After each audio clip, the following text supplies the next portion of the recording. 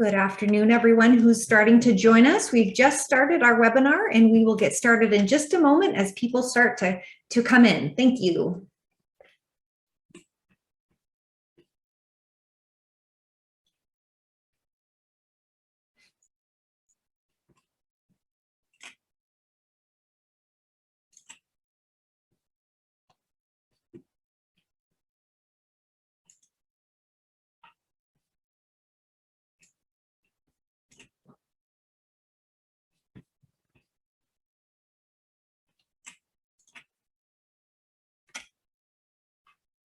All right, good afternoon, everybody. Welcome to the Vermont Medical Society Refugee Health Webinar Series. People are just joining us, but I thought I would start off with some of the preliminary disclosure slides, and then happy to introduce Andrea. We're excited to hold this webinar series with the goal of providing information so that we can all better serve and support Vermont's refugee communities.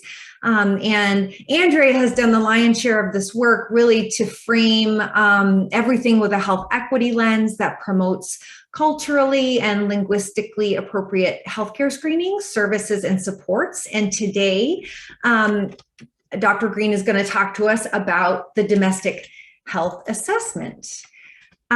This is approved for CME and social work credit, and Bertie, who's on the screen with us, will be providing you with an email after the fact on how to claim the credit. Do note in highlighting, this has to be claimed within 30 days of the event or you won't be able to claim your credit.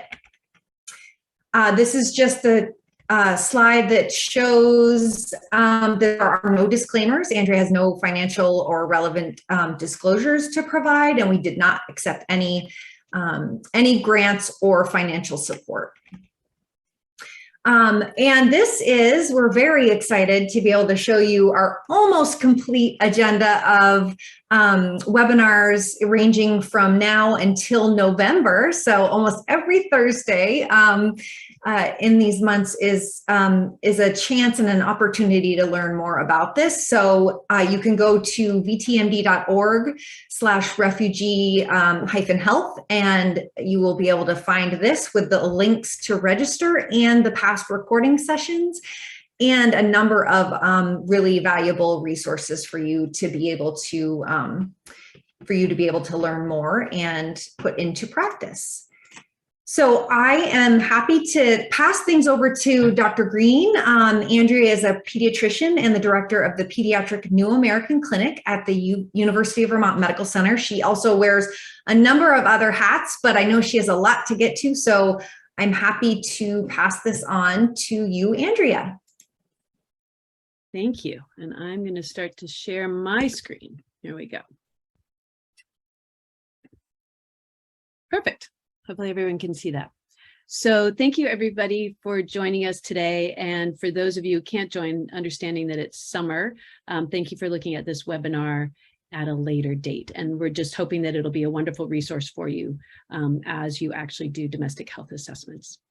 So the learning objectives today are first to recognize what the goals are of medical resettlement for refugees and asylees, to identify resources and opportunities for preparation prior to the domestic health assessment visit, to review key medical considerations for that domestic health assessment, and also talk a little bit about what is unique about taking that assessment, for example, like the migration history, as well as wanting everyone to recognize that there is a requirement for those doing domestic health assessments to fill out a form that gets shared with the Department of Health. So first things first, let's talk about what a domestic medical examination or assessment is. If you look at the CDC, they call it a domestic medical examination. I tend to use the word assessment because it is a large assessment, not just a physical exam. This assessment is usually performed either by state public health departments. In our state, we do not have a physician who does that as part of the public health department. So in our state, in Vermont, it is performed by healthcare providers throughout the state. It usually occurs 90 days after refugee resettlement, and ideally we do it within that first 30 days, but we ask for it to be done 30 to 90 days after arrival in Vermont. It highlights key screening considerations and is basically this comprehensive medical examination that's looking for infectious diseases or any communicable disease, as well as non-communicable conditions.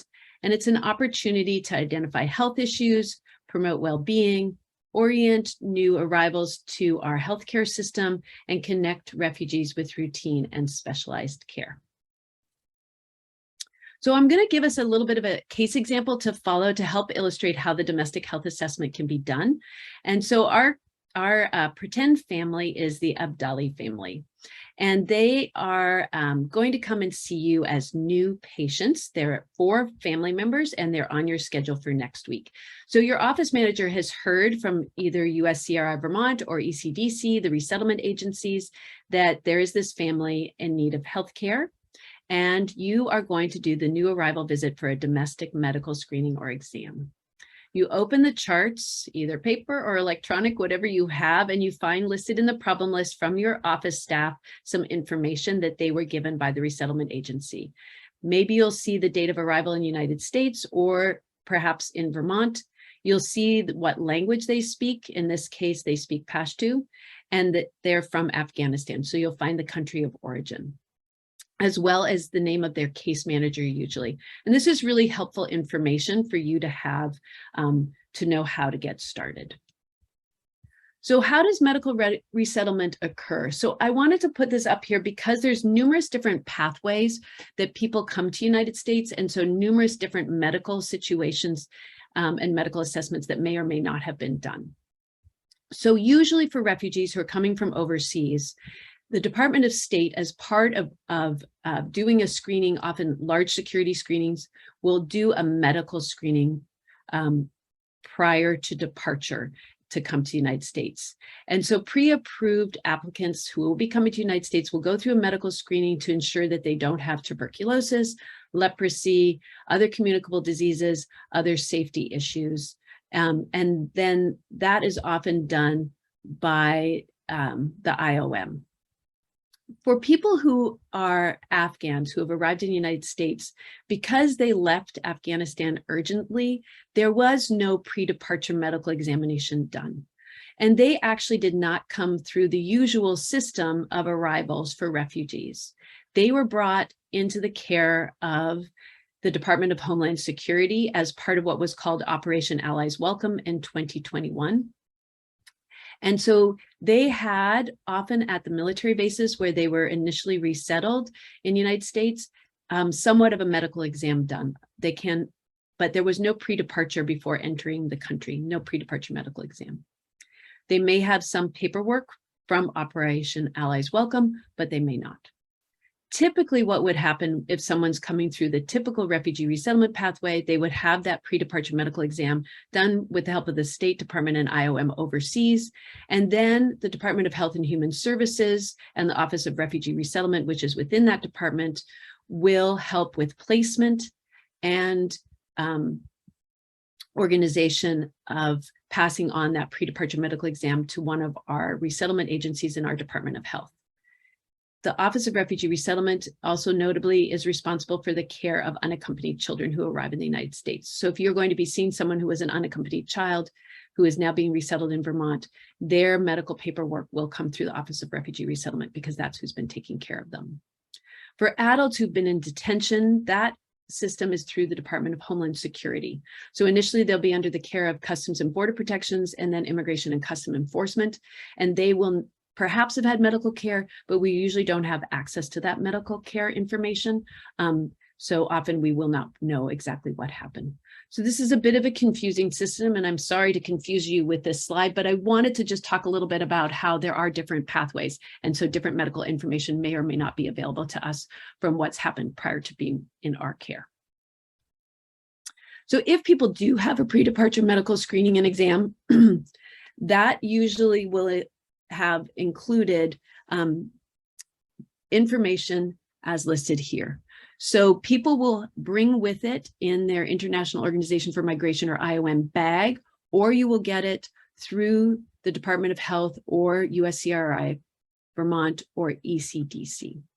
And they will have listed in their paperwork Class A or inadmissible conditions if they existed and have been treated. So Class A conditions usually do not allow you to travel to the United States until treatment has occurred. So if you were found to have TB disease or active tuberculosis, you need to have treatment for active tuberculosis prior to moving to the United States. If you have leprosy or Hansen's disease, you need to have treatment for that prior. If you have an untreated sexually transmitted infection, it needs to be treated prior to. Substance abuse or harmful behaviors, again, they would have to be determined to be of significance, but that may preclude your ability to come. Class B conditions are admissible conditions like TB infection. These are conditions that can continue to have treatment, but do not mean that you cannot travel with those conditions active.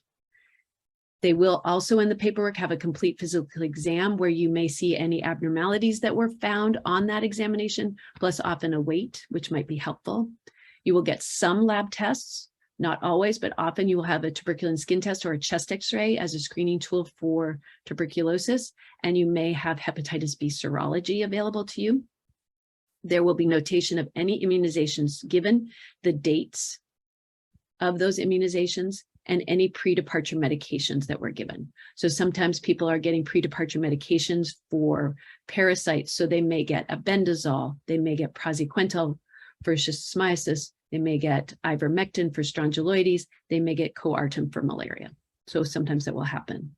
Just of note, as of January 4th of 2010, refugees are not tested for HIV prior to arrival in the United States. And HIV is not an inadmissible condition. So this is a lot of information that you may or may not have, but given that you have this 1 week prior to seeing this patient, we have the opportunity to do some pre-visit planning. And this is something I strongly recommend, is that when you are going to be doing a domestic health assessment, take some time to really do some pre-visit planning. So you've had notification of the new arrival and your office staff has helped with entering some of that information. And you're going to want to make sure that that visit is ideally got extra time, because there's a lot that we're going to cover and that can be billed for. And I'll talk about how to do that at the end, but you're going to book these with extra time if you can in your schedule, and you're going to make sure that the interpreter has been arranged. You're going to be reviewing any medical records and immunizations that you have. For our family, we may have very limited because they came through Operation Allies Welcome, but people who are coming as refugees, you may have much more paperwork, and you can enter that into the chart. There is the ability to sometimes check other places, which we'll talk about in a minute if you don't have any paperwork. And you're going to explore some of the tools that I'm going to go through further that help you determine what's going to happen during that visit. And so CareRef is going to be the tool that I recommend that you use, and it's going to help you look at recommendations for laboratory testing and make some preliminary plans, including for any catch-up vaccines that you might need. So with our family, we're going to get started. We're going to do this pre-visit planning in preparation for their visits. We're going to try to schedule ideally an in-person pass-to interpreter. And if we can't schedule that, we're going to be prepared so that we can know that we're going to be setting up our iPad pass-to interpreter early so that it's ready as soon as the patients arrive at their visit. We're going to schedule that extra time for the visit to make sure that we can cover everything that needs to be covered, because these are very comprehensive visits. We're going to review our records, and we're going to look at some literature maybe about people from Afghanistan so that we can learn a little bit to make sure that we are approaching everything in a culturally sensitive way. I've included here CDC refugee profiles and Ethnomed, which are two excellent resources for learning about refugee populations. However, they do not have at this time information about people coming from Afghanistan. So I recommend looking at the Afghan Backgrounder from Core Resource Exchange, and the link for that is available in some of our materials that we have at the Vermont Medical Society website. In addition, one of the big things you're going to do is order the pre-visit labs. So through consultation with the CDC guidelines, which are linked to also through CareRef tool, you're going to look at what labs to order and coordinate that lab visit with the resettlement agency who can provide transportation. And by having the laboratory testing done prior to your medical visit, you'll be able to then act on that information. So that's a big part of your pre-visit planning, is ordering the labs and coordinating that lab visit with the resettlement agency. So where do we go for information? So I've talked a little bit about the CDC having domestic health screening guidelines. And so this is the website where you can go to look at those guidelines. There are general guidelines as well as guidelines for your history and physical and different diseases. So this is really helpful great to make yourself familiar with prior to seeing patients so you can know where to go. But this is really what guides all of our practice.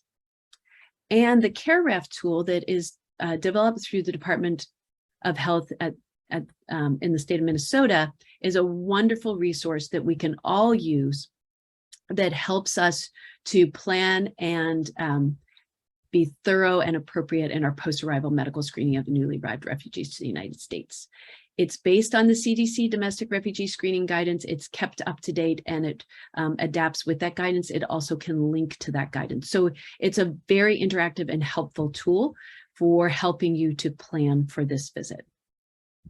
So for example, as you're getting ready, what you can do is you can open the first page, the refugee patient information, and you can enter that this patient that you're going to be seeing is coming to Vermont, that they're from Afghanistan, that's the country they departed from, and it's also the country that they were born. You can enter their age because there are different recommendations for children versus adults or for different ages, their gender, and whether or not you have had a pre-departure medical examination. And then based on that information, you can scroll down to the general laboratory testing recommendations for a person who identifies as male, who is coming from Afghanistan and is going to be resettled in Vermont. So this is really helpful. And so I just cut and pasted for you into this document part, but not all of what is recommended when you do this. So there are some general laboratory recommendations.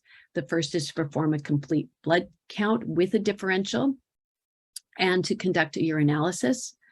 And then some optional labs that they recommend, like looking maybe for micronutrient deficiencies, especially perhaps in this case, we'll be interested in vitamin D. You can consider glucose and serum chemistries. And then there's a long list of other recommendations, which include just two that I put up here: tuberculosis and soil transmitted hemolymph infections. So for a new arrival who has not had screening prior, we are going to want to do an interferon gamma release assay or a tuberculin skin test.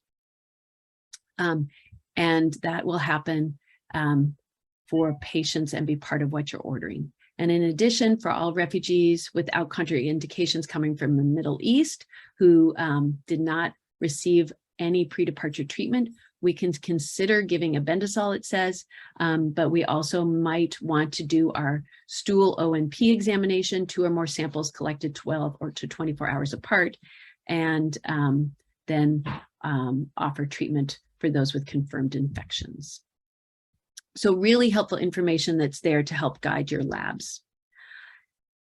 Your pre-visit laboratory screening for the domestic health assessment usually is the following. So everybody pretty much gets routine labs that include the CBC with differential, a lead, definitely for anybody under 16, and I would recommend also for pregnant women, HIV testing, the interferon gamma release assay or quantiferon test for tuberculosis, and that's for anybody over age 2. You will see, and so I'm going to note this, that the recommendations is for anybody over age 5.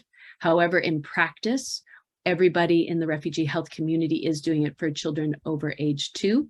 The CDC is very conservative in its recommendations, and they are likely to change soon. So in practice, people are doing over 2, but the CDC is recommending 5 per their guidelines. The oviparasite and Giardia testing is recommended pretty much routinely for all our patients, and especially this family from Afghanistan who has not had any pre-departure treatment. Hemoglobin electrophoresis, because we're interested in sickle cell disease and trait, as well as thalassemias. Hemoglobin B serology, varicella titers, and syphilis testing with an RPR. And depending on age, you're going to do some other testing. So urinalysis, as we saw, is recommended for anybody over age 2 who can independently urinate. Gonorrhea and chlamydia testing is recommended for anyone over age 15, and we'll usually use age 14 because this testing is also necessary for the civil cert and medical examination, which is not part of our talk today, but I just make mention of it. Beta HCG testing is going to be done for anybody who could be pregnant. Newborn screening testing we usually will do for children under 2 years of age. And I will make note that if you have developmental disabilities, people will not usually have had newborn screening testing done overseas. So you want to be aware of that. And you may consider doing thyroid testing. Tuberculosis skin testing can be done for those under 2 years of age. Hepatitis C serology may be recommended, as well as strongyloides antibodies or schistosomiasis antibodies. So that's a very complete list of testing. We have set up in our organization at the UVM Medical Center, refugee lab order sets, which make our work easy, but otherwise this is here for you as a reference tool as well as through CareRef. So with the Abdali family, for our 32-year-old male, he's going to get those routine labs, plus he's going to get GC chlamydia, AUA, and Hep C testing. For our 26-year-old mother in the family, she will get routine lab testing, plus a beta HCG, GC chlamydia, urinalysis, Hep C, and we've decided we're going to do vitamin D. For our 6-year-old male, he's going to get routine lab testing, plus he's old enough for a urinalysis. And for the 9-year-old female in this family, we're going to do routine labs, but we're not going to do the quantiferin tuberculosis skin test. We're going to do a TST skin, not going to do the tuberculosis quantiferin test, but we are going to do a skin test with the tuberculosis. And we've decided we're going to do the newborn screening test because this child is young enough. So by going through all of this ahead of our visit, having those test results back, we're going to be as prepared as possible.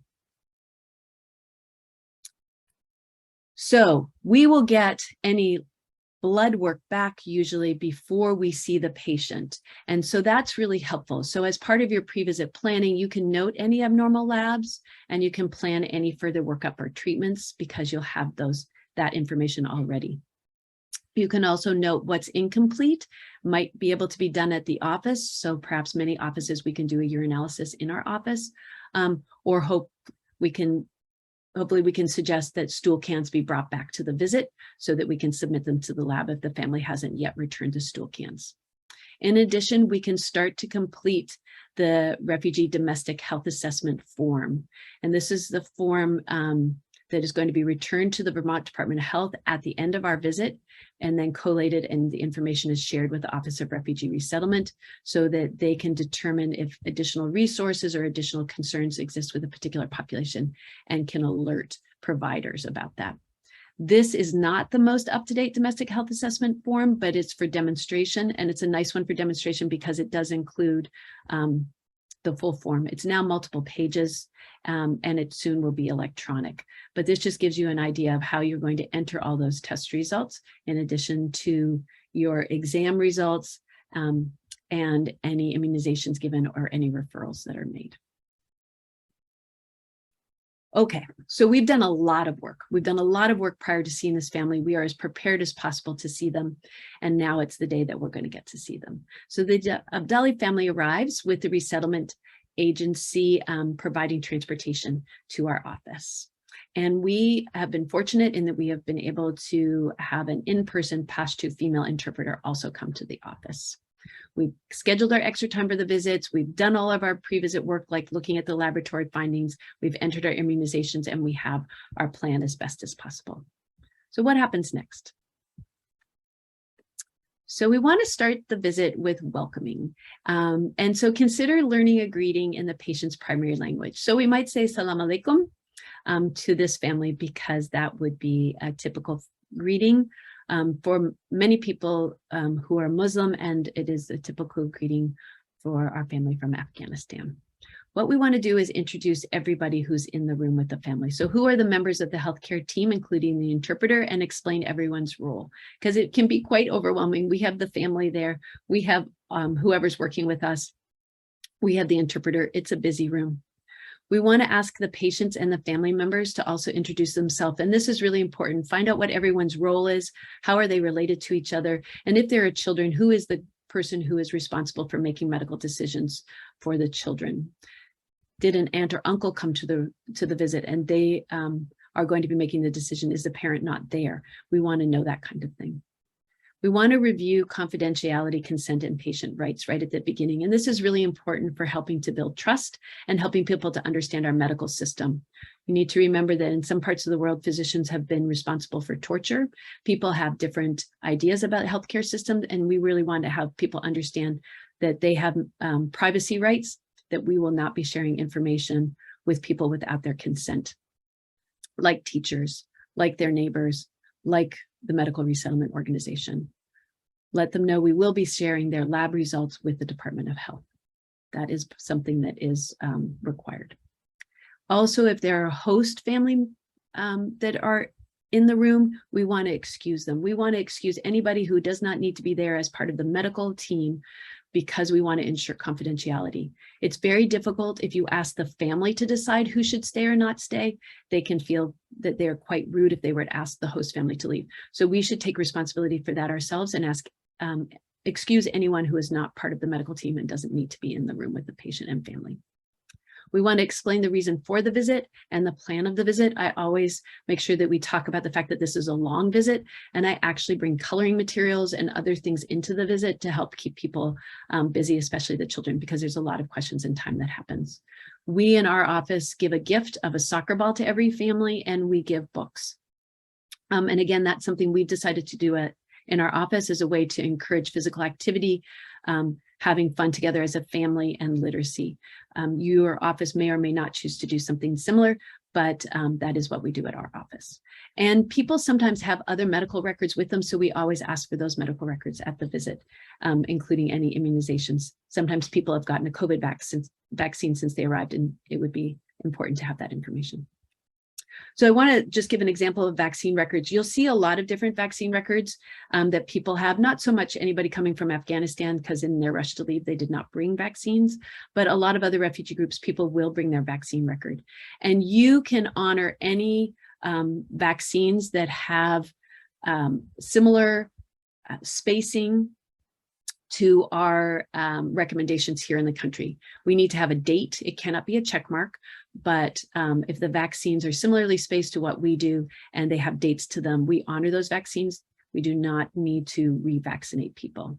People are not fully vaccinated on arrival because this is not a requirement, but it is something that for moving through the immigration process is required. And if there is not following of the vaccine schedule and updating the vaccine schedule and moving through that, it can slow down resettlement.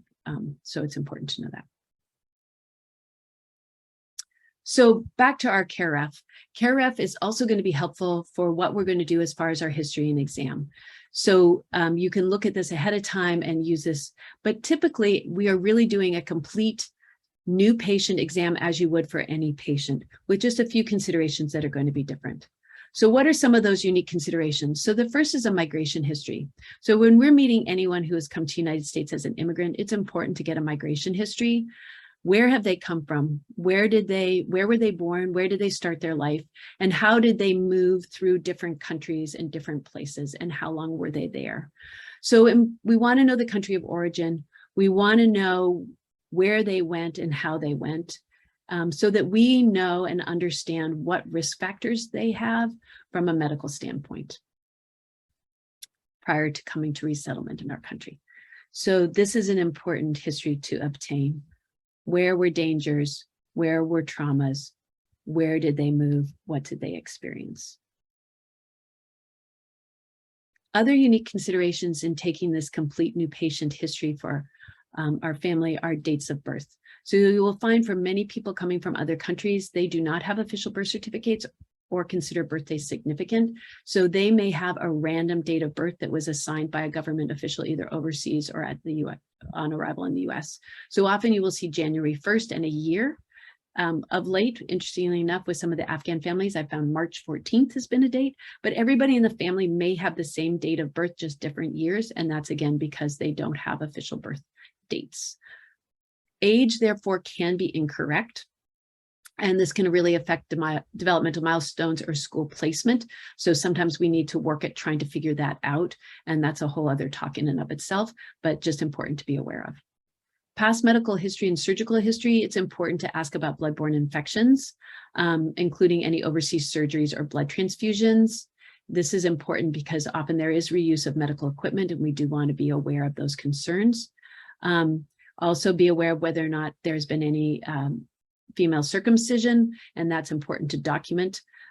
So we know that that has occurred overseas prior to arrival in the United States. And also it's important to know if there's any scarification or any other body marks. We wanted to ask about accidents and physical trauma. I find that often families don't share this, but there's a lot of road traffic accidents that occur elsewhere, or people who uncommonly sleep in trees and fall out and hit their head. I hear a lot of stories of things like that. You also want to ask about the birth. Was a child or a person born early? Were they able to be breastfed? Was there any risk, therefore, if they were not, for malnutrition? Did people have cerebral malaria? People often have had malaria, but good to know about that, because there are types of malaria that hide in the liver, like Ovale and Vivax, and so there can be recurrence of malaria even without travel. So helpful to know that, and helpful to know about anything that might affect development or learning. And again, this is my bias as a pediatrician coming out. In addition, other unique considerations is around the social history and the family structure. So who came with the family, who did not, is there consanguinity, and what's the biological relationship of everyone? We care a lot from a genetic standpoint about who is biologically related, but many families are not necessarily people who are intimately biologically related. They still may consider themselves a family. So it may be an aunt and maybe a cousin. Different people who are taking on different roles as parents. And so it's helpful to understand that. And then obviously much of the world, people who are closely related do get married. And so we want to think about some of those genetic issues and be aware of consanguinity. In addition, it's helpful to review both language spoken and read. Sometimes families speak a language, but they actually might read best in English. So it's helpful to know that, or they may read best in Swahili, but speak Kirundi. So again, helpful to know that. Education levels can be also very helpful, and previous employment. And I think that knowledge really helps us, again, to understand people's resettlement. People often have a lot of education, or maybe in high-level jobs, and when they're resettled, they don't have the opportunity to work to that skill level. And it's helpful to know that that may be a big stress for a family. In addition, we want to ask about tobacco and substance use like we would for any other new patient. In taking the family history, important to ask about deaths in the family, and to again ask about any infectious diseases, including tuberculosis, that we may not typically ask about. And I'll usually ask about any intellectual disabilities as well as hearing loss in the family. Medications and traditional healing are important to ask about. Many of our families are bringing over-the-counter medications, herbs and supplements with them, so we want to be aware of that. We want to know about any dietary restrictions. Is this a family that's vegetarian, practices halal, doesn't eat beef? It's helpful to know what that is, and ask about their intake of calcium, which is often different in different diets around the world. And in addition, for our children, we want to ask some gross developmental questions, such as what age they sat or walk at, what age they talked at, and whether or not they've had opportunities for education. In addition, the expectation is that we do a mental health screening. I often will refer to it as an emotional well-being screening because there is so much stigma around mental health. So our families, especially this Afghan family, may have experienced trauma pre-flight. You know, just living in a war area for 40 years, that's traumatic. The flight of having to run from wherever they were, getting to Kabul, getting on these planes and getting out of the country was an incredibly traumatic experience, even for those of us who are just watching photos of it on television. It must have been incredibly traumatic to live that experience. Resettlement is also traumatic. You lose everything familiar. And so there is a lot of trauma that people are experienced, and we want to support them to remain emotionally well. And so we want to screen for that trauma through a general screening. We're not going to ask specific trauma questions until we've established a good, strong relationship with that family and they feel safe. So when we do the screening, it's an opportunity to provide psychoeducation, to talk about how medical physicians support people around stress, worries, sadness, some of these general terms that we can use as opposed to around mental health problems. So normalizing the stress of resettlement, normalizing the fact that people have worries and sadness, but letting them know that when they are overwhelming, that this is something that they should talk to us about. There are recommended free screening tools, and the ones I will recommend that we use here are the Refugee Health Screener 15 for adults and those over age 14, and the Strengths and Difficulties Questionnaire for children over age 3, apology. And this, again, is CareRef's resource. So they run through mental health screening for you. And I've put here a visual of the Refugee Health Screener so you can see what it looks like. It's not too long, and they do use some very helpful tools like these pictorial images of an unfull, slightly full, and then larger full bottle that helps to sort of grade the symptoms that people might be experiencing, as well as the distress thermometer. So this is an easy to use tool that we can use in our practices for emotional well-being screening. In addition, we want to ask about substance use and provide information and connections for those who have any substance use. So the physical exam should be a complete physical exam, taking into cultural considerations, especially with Afghan families where we want to have gender concordant physicians and gender concordant interpreters. We want to collect vital signs as we would for any patient and anthropomorphic indices. We want to make sure that we're documenting very thoroughly any abnormalities we find on exam, including skin findings, scars, and birthmarks, and documenting any circumcision for males or females. And again, this can be very important, especially if your exam is going to be supporting an asylum application, especially around torture or trauma. And then you're going to develop your assessment and plan based on your history and your initial laboratory findings and your physical examination. So in general, the assessment will be something like catch-up immunizations, treatment and referral as needed, referral for dental care, and if a child's under 5 years old, providing a fluoride varnish, multivitamins for children under age 6 because of the high incidence of malnutrition and the fact that the food that people have often received overseas in refugee camps has been inadequate to fully provide all the multivitamins that a child will need, and there may be microdeficiencies. You can provide brief anticipatory guidance ideally. I will often in children do it around nutrition because I want to do immediate work to prevent obesity.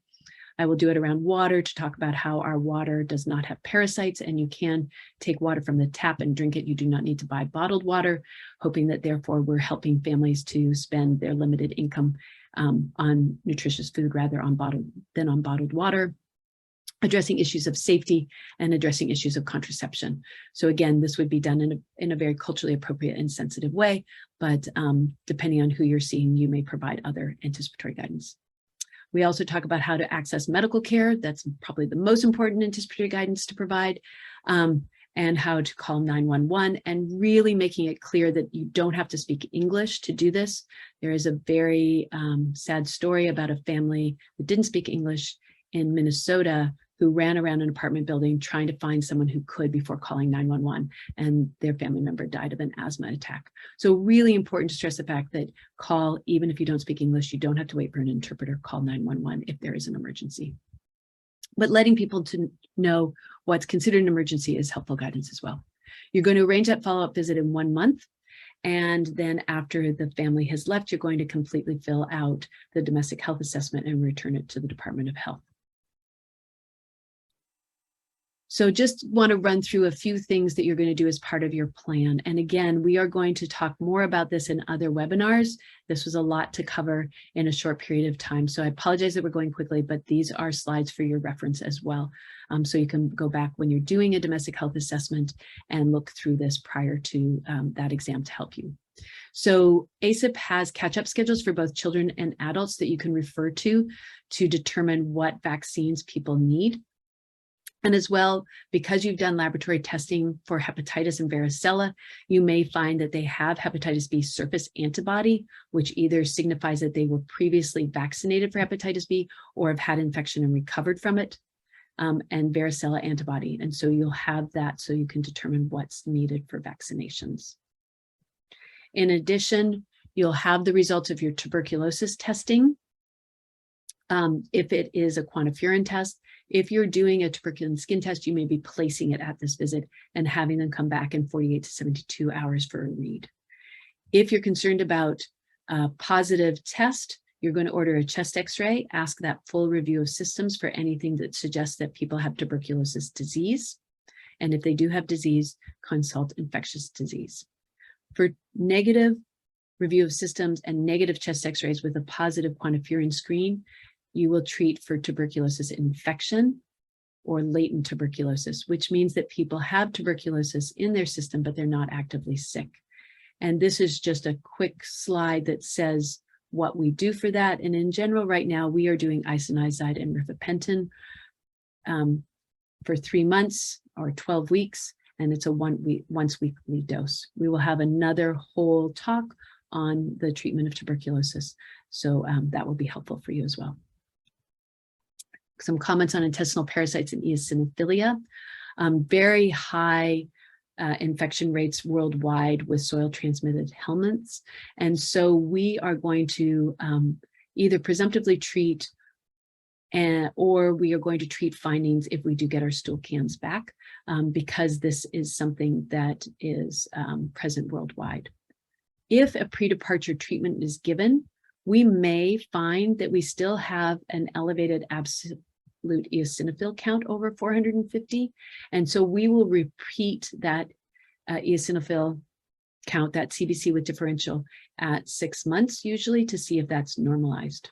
If we have not had a pre-departure treatment, we do not have any findings on our O&P exams, but yet we have an absolute eosinophil count over 450, that's a great time to presumptively treat with albendazole and consider adding either praziquantel and ivermectin, depending on those restrictions, or testing for schistosomiasis and strongyloides antigens through a blood test. Why does this matter so much? So I'm going to pause and just make mention of strongyloides here because it's really important to be thinking about this. People are often asymptomatic with strongyloides infections, but this is a lifelong infection. It may stop causing an elevated absolute eosinophil count. So it's important to know that. It's life-threatening strongyloides if you're immunocompromised. If you are given a steroid and you have a strongyloides infection, this can cause an overwhelming infection and death. So you want to treat presumptively, except if the people are from a low endemic area where you would like to, I would suggest you consult infectious disease, and you cannot give ivermectin for people under 15 kilograms, so they need to have a higher weight. So a lot of information. Again, we'll talk a bit more about this later, but this is something where often just treating presumptively is going to be the easiest thing that you do. And you want to consider albendazole for everybody. And then for those with an absolute eosinophil count over 450, you may treat with praziquantel and ivermectin for covering schistosomiasis and strongyloides. I've given you a lot of information. So in these last minutes, I want to talk about billing to capture your work. So we said, make this an extra long visit. And I usually will bill as a 99205, a new patient visit, because there's 60 minutes of time that I have spent both during the visit, pre and post visit in the care of the patient. And so this, you need to use a time statement to reflect the amount of time in care coordination for this patient. I will also include all of the screening tests that are done as diagnoses, just to make clear all of the different work that we want to capture in this visit. Interpreters in Vermont, we are very lucky. We are a state where we are reimbursed for the use of interpreters. The code is a T1013, and we use one code for each 15 minutes of time. You can also bill for your behavioral assessment that you did, and for the domestic health assessment form, you can bill a special reports paperwork code of a 99080. There are two other codes for around care coordination, and those are the Medicaid Coordinated Care Demonstration, which is a G9001, or you can do the Enhanced Care Management Code of a G9012. But this does make it worth your while. You can bill for all this work. This is not something that you are doing as a pro bono.